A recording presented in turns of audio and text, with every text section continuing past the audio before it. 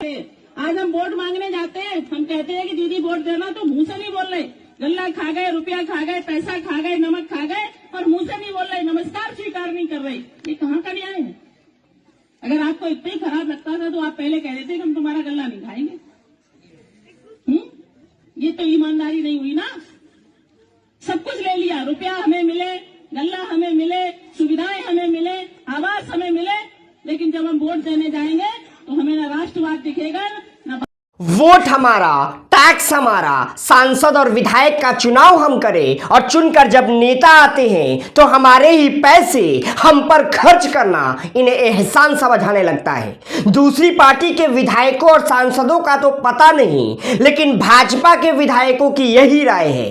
नमस्कार, मैं हूं अंजर आफाक और आप देख रहे हैं सदा हिंद। लोकतंत्र की परिभाषा नरेंद्र मोदी के लाए अमृतकाल से पहले कुछ यूं हुआ करती थी। लोकतंत्र एक शासन प्रणाली है जो जनता द्वारा, जनता के लिए और जनता का शासन है। लेकिन काल बदला, सत्ता बदली और बदल गए लोकतंत्र के मायने, और परम दूरदर्शी, नितांत ज्ञानी और महान मास्टर स्ट्रोक खिलाड़ी प्रधानमंत्री नरेंद्र मोदी के लाए अमृतकाल में अब जनता की सेवा, जनता के टैक्स के पैसों से विधायक की तरफ से किया जाना आज इस युग में एहसान हो चुका है। जनता ने यूपी में बीजेपी की हालत कैसी दयनीय बना दी है, उसका एक और सबूत है भाजपा विधायक सरिता उपाध्याय की बातें। लेकिन उससे आगे जो सबसे जरूरी बात है वो ये कि कैसे जो हमारे पैरों पर पड़कर वोट मांगकर अपनी सत्ता की दुकान चलाते हैं, वो हमारा वोट मिलते ही खुद को हमारे प्रतिनिधि से आगे बढ़कर खुद को हमारा मालिक समझने लगते हैं। यूपी की जनता वोटिंग से पहले ही अपने रुझान भाजपा को लेकर साफ कर चुकी है, और वो ये कि जनता बीजेपी के नेताओं और विधायकों को तो वोट देना दूर, उनका राम सलाम तक कबूल करने को तैयार नहीं है। सुनिए कैसे बीजेपी के लोग ही इस बात को माइक पर स्वीकार करने लगे। आज हम वोट मांगने जाते हैं, हम कहते हैं कि दीदी वोट देना, तो मुंह से नहीं बोल रहे। गल्ला खा गए, रुपया खा गए, पैसा खा गए, नमक खा गए, और मुंह से नहीं बोल रहे, नमस्कार स्वीकार नहीं कर रहे। ये कहाँ का न्याय है?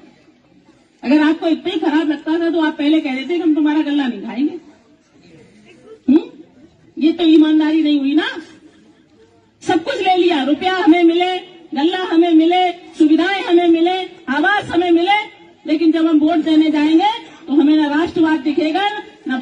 जी हां, आपने जिन्हें सुना वो बीजेपी की विधायक सरिता उपाध्याय है, जो जनता पर योगी जी के कर्मों की खींच निकालते हुए दिख रही है। और मैडम केवल जनता से वोट नहीं करने को लेकर शिकायत ही नहीं कर रही है, बल्कि सरिता जी को ऐसा लगता है कि जनता के टैक्स से अपने 5 साल की सैलरी लेने के बाद, उन्हीं के पैसे से उन्हें अनाज देने के बाद उन्होंने जनता को खरीद कर गुलाम बना लिया है। मतलब मोदी जी की चिरारती हुई फोटो चिपका भूखमरी में इस सरकार के बदइंतजामियों के कारण मजबूर हो गए लोगों को महामारी में अनाज देकर विधायक साहिबा ने लोगों को गुलाम बना लिया है, और अब जनता को उनकी बजाय बीन पर ही नाचना चाहिए। और जब विधायक साहिबा ने ऐसा नहीं होते हुए देखा तो उन्होंने खुले मंच से ही जनता के पेट में गए उनके पैसे की अनाज उगटने शुरू कर दिए और जनता को अन्याय बता दिया। आज हम वोट मांगने जाते हैं, हम कहते हैं कि दीदी वोट देना, तो मुंह से नहीं बोल रहे। गल्ला खा गए, रुपया खा गए, पैसा खा गए, नमक खा गए, और मुंह से नहीं बोल रहे, नमस्कार स्वीकार नहीं कर रहे। ये कहाँ का न्याय है?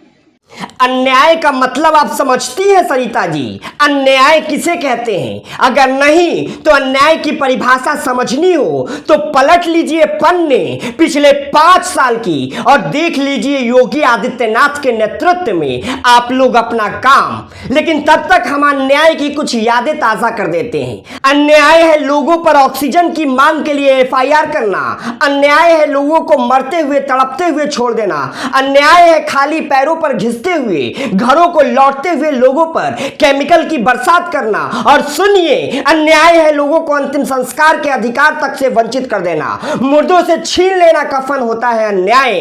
अन्याय है रोक देना किसानों को अपने मोटर कार और अहंकार के नीचे, भूखमरी में ढकेल कर हाथ में अनाज थमा देने को कहते हैं अन्याय। और आपको लगता है विधायक जी कि जनता का बस मुंह फेरना ही आपके साथ अन्याय हो गया? जनता ने जो किया उसे बेईमानी या अन्याय नहीं कहते हैं, उसे जनतंत्र में उनका अधिकार कहते हैं। और आपकी शिकायत को बेहयाई का सबूत तो बीजेपी विधायक के छलकते इस दर्द और अमृत काल में बदल गए लोकतंत्र की परिभाषा पर क्या है आपकी राय, हमसे कमेंट सेक्शन में जरूर साझा कीजिए। वीडियो पसंद आने पर इसे लाइक कीजिए, शेयर कीजिए और अगर अब तक आपने हमारे चैनल सदा हिंद को सब्सक्राइब नहीं किया है तो इसे फौरन सब्सक्राइब कर लीजिए। शुक्रिया।